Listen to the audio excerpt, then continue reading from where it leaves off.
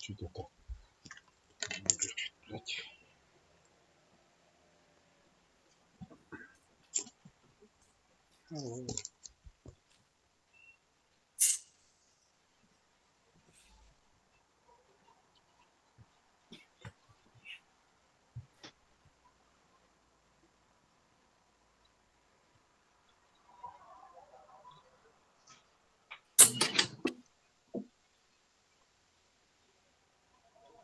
Okay, welcome back. All right. All right. We got everybody with us. Yep.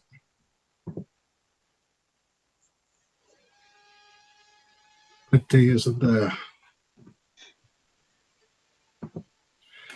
All right, let's move on. Okay, inventory management systems. Again, you all understand the word inventory. Inventory is stock. Okay, it's everything that comes into the warehouse and is put into place and it leaves the warehouse. Now, forklifts can actually be part of your inventory as well. But mainly dealing with stock, okay? And mainly it's stock belonging to your clients. All right, but some inventories will include stock belonging to the company with regards to forklifts, with regards to right down to canteen stock, fixed assets. All of that can be classed as inventory, but it will be classed as a different type of industry to the IMS. Okay. Now, with regards to inventory management systems and locations, there are three main types of warehouse locations or storage locations. You have fixed, you have random, and then you have allocated zone areas. Okay. And if we look at fixed, you will see that a fixed location is a set place where product is always stored, right? Again, there's advantages and disadvantages. A fixed location reduces the amount of stock movement, so that's an advantage. It's also very easy for staff to remember the location. And stock can be checked more readily against the records or against your inventory stock system. And of course, it's easy to put away stock, right? The disadvantage of fixed locations is there's a high cost of maintaining fixed locations. In other words, there's a poor use of available space. If you have a fixed location, there's only a certain item that can go into that location, right? No other item can go into it. So your SKU is at a disadvantage. Okay, that's it's but again it's for those that can afford it. It is a regular system in place. Your random location then is goods are stored in any available space. Theoretically, they can be located anywhere within the warehouse. The advantage again is you're reducing the costs by using all available space. And again, the goods, get into stores or into storage area quickly. Like everything else, there's disadvantages. And that is the accurate control records are vital to know where stock is. So there's additional administration costs. It's also harder for you to find the stock unless you have a stock location system on the warehouse management system. Okay. And then you have what we call allocated zones. And an allocated zone, right, is where goods are stored in a defined area within a store or yard. Okay. It's used for specialist storage, such as bulk goods, grain, sand, oil storage. There's lots of stuff it can be used for, but it's a specialized storage area. Now, again, the advantages of it are it's easy to use. right? Stock is always in the same area or zone. The disadvantage is, again, much like a fixed location, it can be costly. It's a large area, that really, is security needed to protect the product in that area? If it's open, yes. And then for the likes of that work, the likes of that product, you need specialized machinery. Again, more added expense. Okay, so that's the three areas, the three location areas you find in all warehouses. Okay, with regards to stock management systems, I mentioned earlier about FIFO or LIFO. Okay, now, sorry, that's just the advantages of fixed roundabout. Yeah, sorry, my apologies.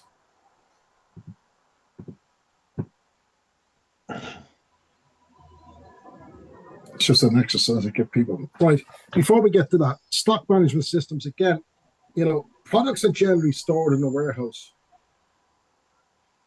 on two types of basis. One is your FIFO, which is first in, first out, or the other one is LIFO, which is last in, first out.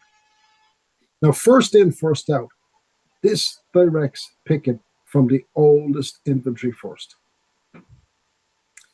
This is particularly useful in preventing deterioration of stock or obsolescence as the stock is moved to the customers quickly, and thus, fast stock turnover is achieved.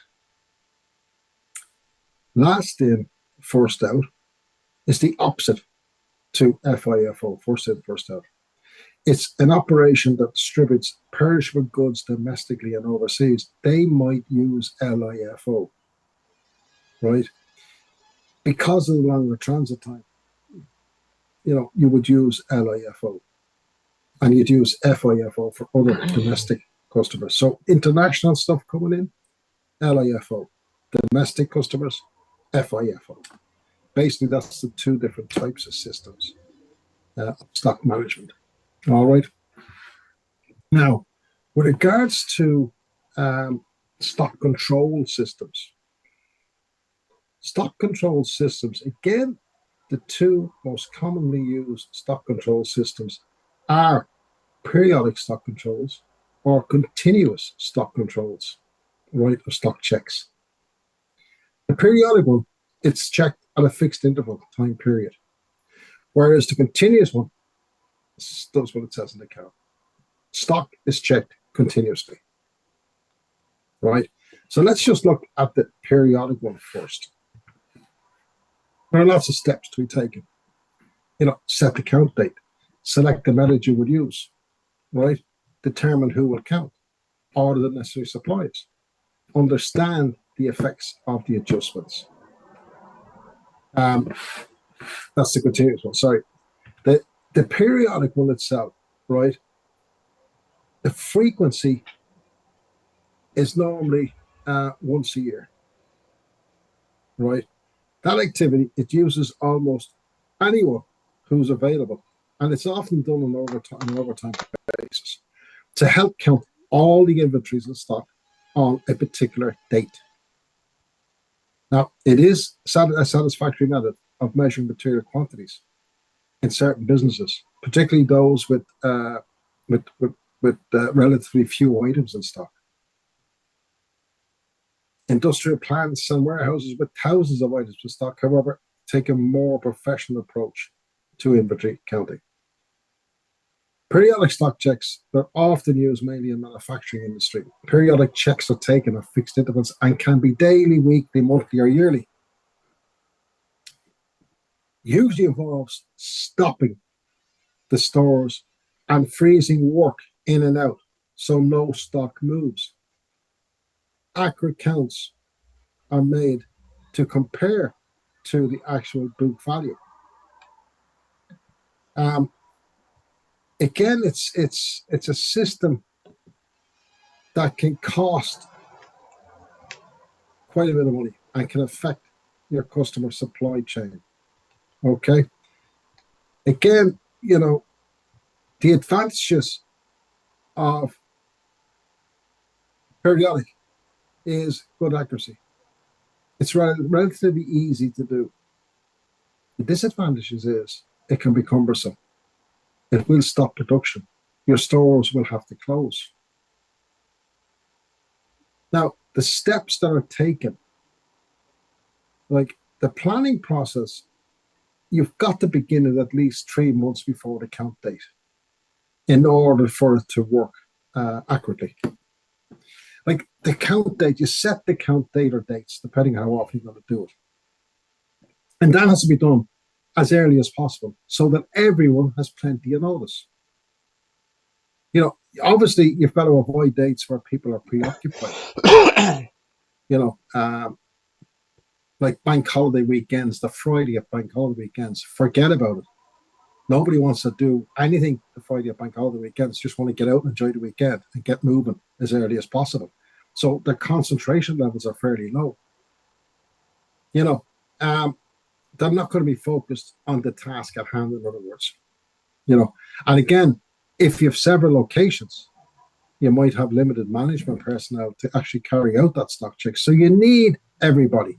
You know, if you've limited management personnel, you know, if they're available to supervise the accounting process, you know, you've got to use them. This isn't just a case where the warehouse personnel are involved. You have to have management involved. Okay, gloves off, sleeves rolled up, and get the hell out there and do it. Okay.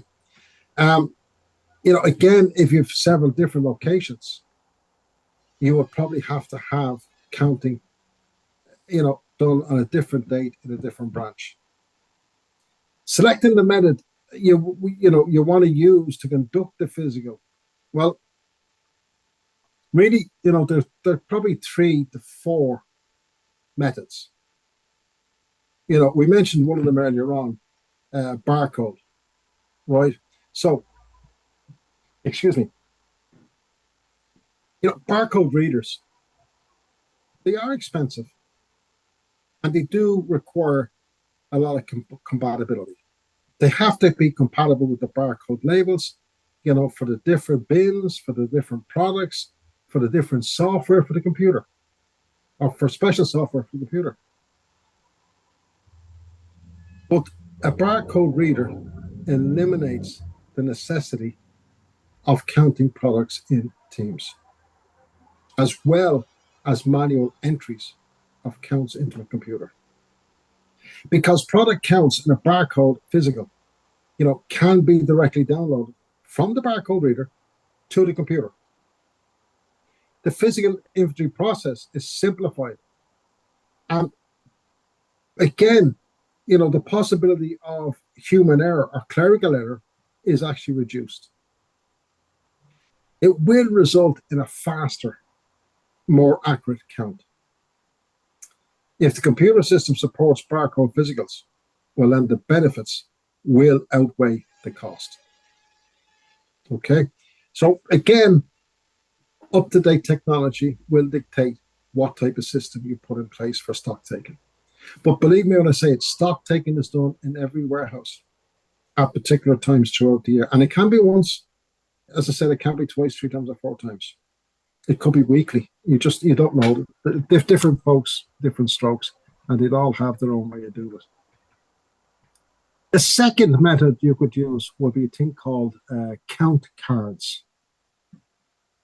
And again, they are just index cards containing an individual product, the actual location, but it's a low-tech alternative to barcode readers. The cards are placed on shelves or bins, right, before the physical inventory begins, right? And that allows counters to go down each aisle, counting each bin in sequence. That process, you know, goes quickly because the card to record the count is already in the bin. It also facilitates the discovery of lost or misplaced material. So you have to make sure each counter has a supply of colored blank cards to accurately record discovered or misplaced merchandise. So there's a system has to be put into place for it. Materials that need to be moved to its proper location after the count is completed can be easily located after the inventory is finished, the inventory count is finished. So that's barcode readers and count cards. There's another thing called, very close, is a count sheet.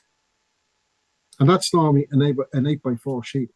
And each sheet would list about 25 inventory items. You know, and again, it's easier than count cards to handle and process. But again, because of multiple items are listed on a sheet, counters may be tempted to only count the items printed on that sheet. And they might overlook misplaced material or products not actually listed. The count sheets usually result in less accurate counts. All right. You have to determine who will count. If you're using a barcode equipment, one person can count a whole section of the warehouse. If using count cards or sheets, it's better to have two-person counting teams. And that's especially true if using count sheets rather than count cards. Because again, when you're forming a count team, you always should pair an experienced employee with someone with less knowledge of the materials. The experienced person counts the material, while the inexperienced person just records the quantity that's given to them. And again, the method of forming teams allows the best utilization of the talents of the most experienced, both administrative and warehouse personnel. And again, it also allows the experienced people to gain valuable product knowledge as well. So there's benefits to it. With regards to necessary supplies to do the count, again, you have to determine what you'll need to obtain to conduct that count. It could include count cards. It could include barcode readers. It could include clipboards or pens, right? Again, you must clean up the warehouse, as if all the materials, are in the proper bins or locations. If they are, you get a faster, more accurate physical inventory count. Okay. That's why, it's important to make sure that every piece of every item is where it belongs before the counting process begins. And that includes, cleaning out the returns goods bay. You have to have everything where it should be. Basically, take out each piece and put it back in the proper bin, return it to the vendor, repair it, or chuck it out. That's what you've got to do with the returns goods bay. It's also imperative that the person responsible for approving and making inventory adjustments based on the account, on the accounts that they get, understands the effects of the adjustments. A physical inventory can seem like an overwhelming task. But consider, that it's just like painting a house. The quality and the success all depends on proper preparation and execution. So always take the time to plan and prepare, for that actual count. And the physical inventory will always be an accurate one then. A good count program, it combines, two things really: a solid inventory practice, and that in turn gives you an incredible asset. Or it becomes an incredible asset to the company. So that's periodic stock checks, right? Stock counting. The other one we mentioned then was the continuous stock count, right? And again, The steps that have to be taken there is deciding which cycle counting method to use. Is it the geographic method or the ranking method? Or when should the cycle counting be performed? But very importantly on this one, who actually should count? Just excuse me 1 second, guys. I just want to open the window in the background here.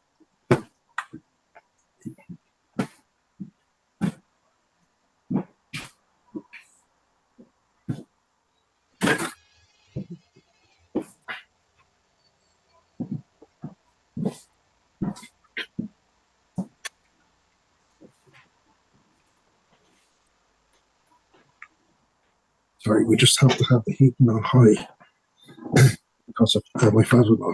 Well, okay. So again, continuous stock, right? And it says, or it does what it says.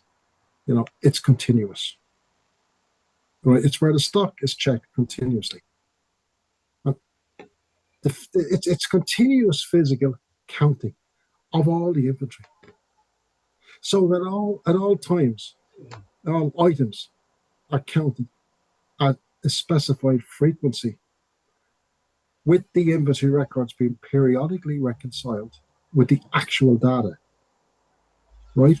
So cycle counts, or cycle counters, should I say, are employees who must be familiar with the storeroom operations, the locations, the identity codes, and the transaction records. You must spend your time counting inventory, doing recounts, and again, it's on items with questionable variation, and also location audits, which may reveal other items to be counted. You also analyze transactions to locate the causes and implications of error. Again, it's an ongoing and are ongoing during working time. There's no need to stop or close the stores, right? The system is used, believe it or not, in the likes of Tesco and Dunnes and shops like that. It's used in fast food places. The advantages of it are, it can be, if it's done properly, very accurate, and also it helps stop pilfering. Like, staff and customers are less likely to steal the product because any shortages are quickly noticed. So it's used for tight control. That's advantages. The disadvantages of continuous stock checks is it can be very costly, as staff are always needed to do stock checks. Workers are counting rather than serving customers, or filling shelves. And like, if you walk around any of your big stores, you will always see somebody with a card reader reading what's on the shelf, right? It's just, they read the product, they do a quick count, and they enter it. It is time consuming. It is taking workers away from servicing customers. Now, the steps that are taken,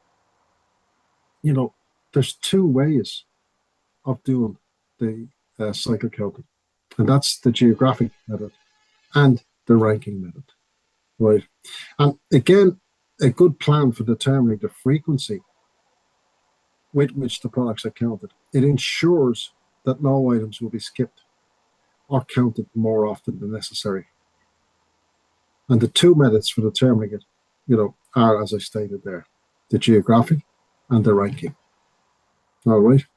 The geographic method is where you start at one end of the warehouse and you count a certain number of products each day until the other end of the building is reached. What that results in you're counting all the items are on an equal number of times per year. Because systematically, examining the contents on each shelf or bin, it facilitates the discovery of misplaced or lost material, especially items that are stashed between the bins, right? So you have to try and count each item at least 4 times a year. The other method is the ranking method. Now, research has actually shown that the more often a product is received or shipped, the less accurate the computer stocks balance will be.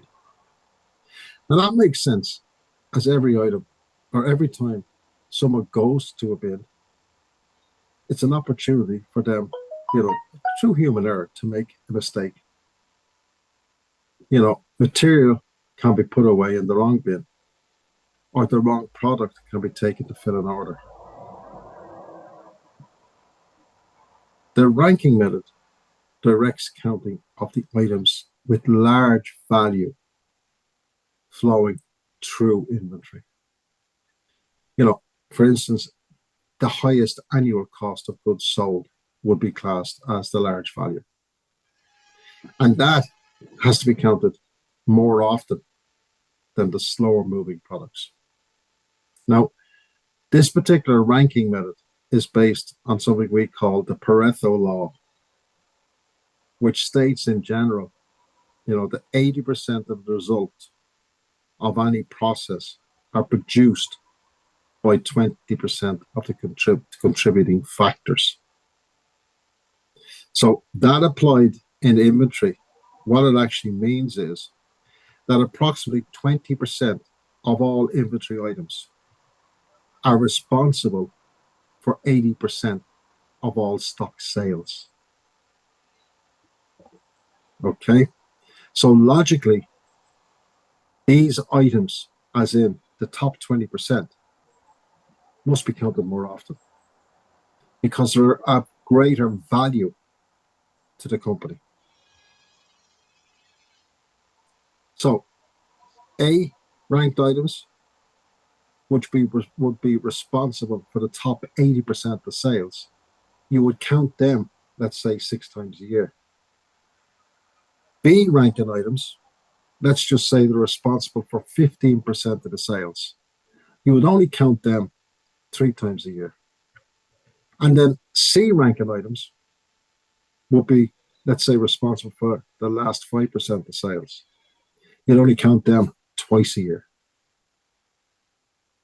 Now, although it's not as efficient or effective in finding lost material, the ranking method usually works best for maintaining accurate inventory counts. I'll tell you why. It's because the primary purpose of cycle counting is to verify the quantity on hand of each item. And therefore, many companies would prefer this method. So, when should cycle counting be performed? Most firms experience some time during the day when materials are not moving.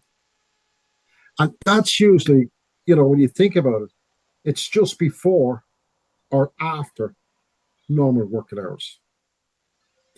The chances of counting errors is reduced if the cycle counting is performed during those what we call off hours. So you need to consider, counting for 1 hour each morning before your warehouse opens for business, or it can also be done, an hour each afternoon after the last outgoing order has gone. The number of products counted each day using the ranking method, it will vary depending on the number of products that are designed, to the 80 and 50 and 5% ranking. Again, you have to determine who should count it. When conducting a physical inventory, every piece of every item in all warehouses must be counted in a short period of time. And in order to accomplish that task, many firms would draft and put to work almost everyone in the organization who can breathe and count at the same time. Like cycle counting is different, as only a limited number of items are counted each day. And again, to ensure that the counts are accurate, only knowledgeable, experienced warehouse operatives should do the counting. And of course, those people will have to be on a slightly different working hour. They have to come in early or they have to stay late. However, that 1 or 2 hours of their time spent counting each day will be more, or will be well worth the investment. Right? To be able to have confidence in stock balances on computer systems is well worth the effort put in by experienced staff. And it's well worth paying them, the extra few pounds or euros. So it's something every company has to look at. And then, you've got to manage the materials. So, going back to the racking, you have to make sure the racking and the storage is suitable for the product being stored. All the products have to be kept clean, safe, and undamaged. There should be minimal product and personnel movement. All your storage locations should be suitable in terms of size and location. Sufficient personnel should be trained, and should be always available. A system directed location for put away pallets is advisable. Products should be transported via conveyors if possible, but if you're talking about pallets, that's not possible. And always products should be moved in large quantities at one time, rather than small quantities going back and forward. Picking should be fast, efficient, and accurate. Boxes, rack, and storage, should all be laid out, obviously in a logical fashion. All packaging should be done neatly, and systems should be put into place to ensure product packaging is not damaged. Labeling, packaging, paperwork, should use branded stationery. A completed shipping pack should also be prepared. And shipping confirmation, obviously, should be fast and very, very accurate. That's really what we're talking about when we talk about inventory management. Now, we also have a thing called stock returns, right? There's a word for it in logistics, and it's called reverse logistics. It's where goods are returned to the warehouse, or goods are damaged, in transit. And again, it's down to, inefficient and careless drivers or loaders, unloaders.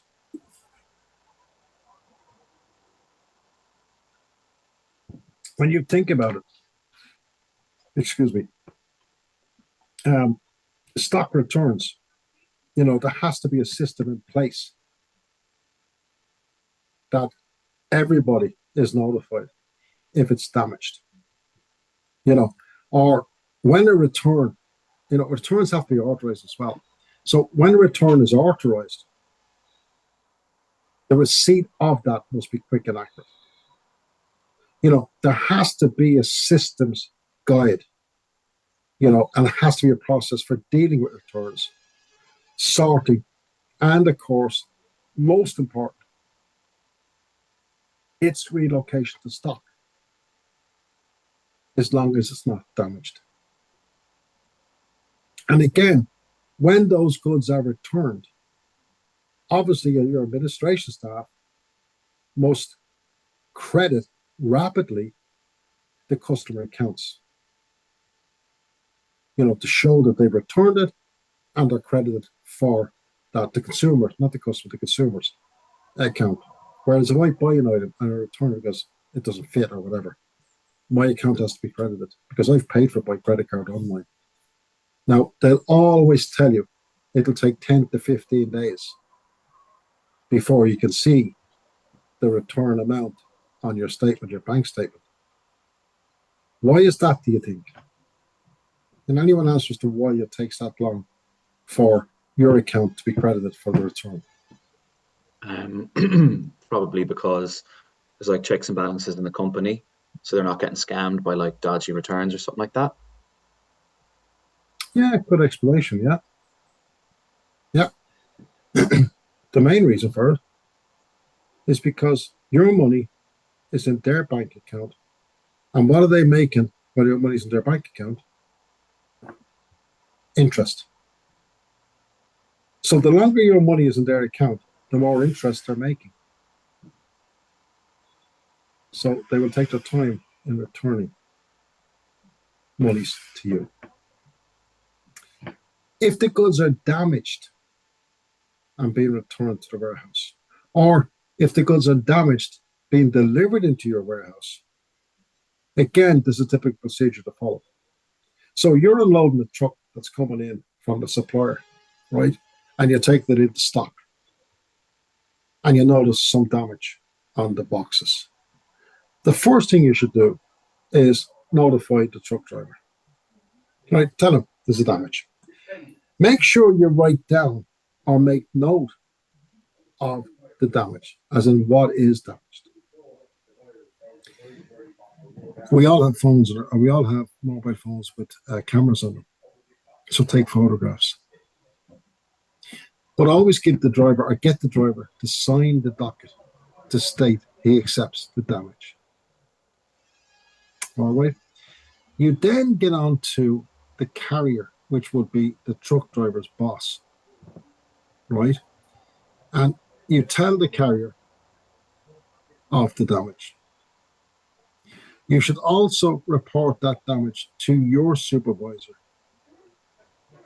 because most insurance companies will want to know within 3 to 5 days of that damage. Verbally, 3 days, written 5 days. If it's not done in that time, they refuse to pay out on the claim. And then you move the damaged goods to a damaged goods area, because the supplier might want them goods back, right? Probably to repair them or, restock them after they're being repaired, or they might just want to dump them. Sometimes they'd say to the store manager, listen, can you make any use of them? Because they're no good to me going back if they're that badly damaged, right? And what the goods inwards manager might say is, yeah, I could use them. I suppose I could use it for spare parts. If I get another product in that's damaged, on one side, this particular product, in that box is only damaged, so I might be able to use it. So yeah, normally you would hold on to it if you're given the option. But there has to be a process and procedure in place. And you need to get to know that, because again, you're going to come across damaged product if you're unloading it from suppliers coming into your warehouse. All right. So try and follow that procedure. And again, different warehouses might have different procedures. You might be told not to take it off the lorry. If it's damaged, leave it there, report it, send the driver away with it. Or you might be told, if you notice damage, contact your supervisor or your line manager. Get them to come and check it, and let them make the decision then as to what's to happen with it. All right. Are we clear on that? We all understand that. It's a fairly straightforward procedure, right? But then, operations and workload organizing that, again, it requires reporting systems. They have to be completed for daily tasks, and they should always be in place. And most places will have them in place. Excuse me. And again, targets and goals, the time to spend on them, they should be discussed and they should be assessed regularly. Again, it's to help improve training and to help efficiency. Excuse me. Underperforming personnel, they should be identified, retrained, and then reassigned as and when necessary. You're going to find this each and every place you go to. Warehouse functions, warehouse operations, again, combined with a systems tracking and any updates or an update system, plus good management, will always provide a seamless and positive environment for everybody. In other words, everything to do with warehousing and stock taking and controls of stock on the 5 basic principles of warehousing is teamwork. And if you're an individual that likes working as a lone worker, this is not, and I repeat, that is not a job for you. You have to be able to become part of a team. You have to be able to operate in a team. And you have to be satisfied with the output of that team as it works together. Everybody okay with that? Yeah, all right. Stock controlling. Yeah, again, you see, with stock control and record keeping, you are involved, with regards to discrepancies, adjustments, and things like that, especially after a stock count, right? Your WMS systems, your warehouse management systems, for any stock adjustment, for any discrepancy, that in itself creates a stock adjustment. And that procedure is that the computer systems records must be altered to reflect, again, the amount of inventory that is physically in stock. For instance, if a warehouse has a physical stock of 40 product X, right, and the warehouse computer shows 50 of that product in stock, well, then the computer system has to be adjusted by 10 units. Now, why these discrepancies are inevitable, depending on the size of the warehouse. And you will get it time to time. Good warehouse inventory practices will dictate that each and every discrepancy, right, will be investigated. And again, it's not a courtesy examination, because the root cause of the problem has to be found and processes put in place to ensure that the similar discrepancy does not reoccur. Again, you will require management clearance before any stock can be written off. And, in general, the way it works in most warehouses is the higher the value of stock that needs to be written off because of a discrepancy, the higher level of authorization from management is required. And again, that's due to the fact that when stock is written off, right, it you're basically, it hits the bottom line, right? So basically, you're writing off customer assets. Like all stock write-offs need to be accounted for, right? And accounted for in the company's annual accounts. And those accounts then have to be audited, right? So, we're back then to a proper systems in place. And that is what we call a warehouse management system, the WMS. All right. Now, I think we'll go for a bit of lunch, will we? Sounds good. What do you think? Yeah. Sound good? Yeah.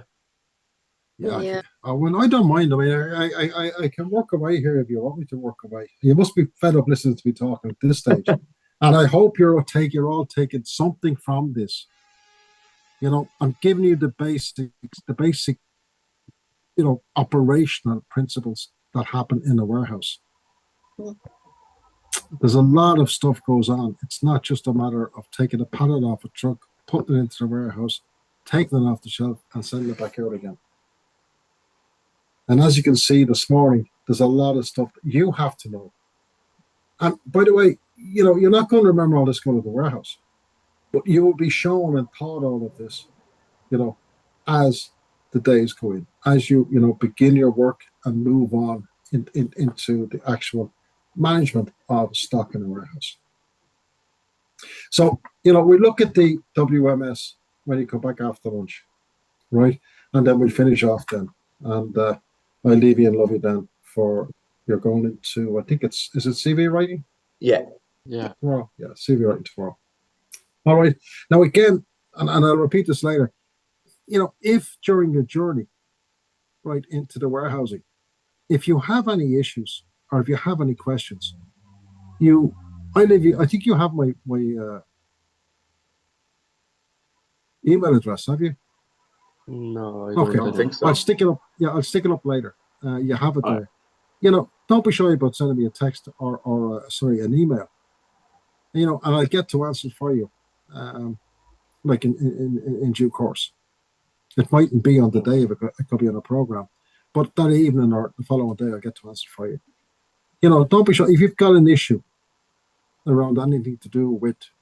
Let it be technology, let it be, EDFs, electronic data transfers, or stock control. Just give me a shout. If I can help you, I will. It doesn't just end today at whatever time. I'll always be available for any questions. Okay, see you guys and see you around 2 o'clock. Is that okay? Yep. Perfect. Thank you. Okay. Thanks, Joe. Thank All you. right, cheers. Thank Before you. you go, Jerry, Yes, did you watch go the ahead. Amazon video I was talking about yesterday? Say again, Mark? Did you watch that Amazon video I was talking about yesterday? No, The John I didn't. Oliver one, yeah. No, John Oliver haven't like this. Because yesterday evening, believe it or not, I spent about 3.5 hours trying to get these bloody headphones to work. Right? I don't know how many times I switched off the system, switched it back on again, switched it off, switched it. I was tearing the bit of hair I have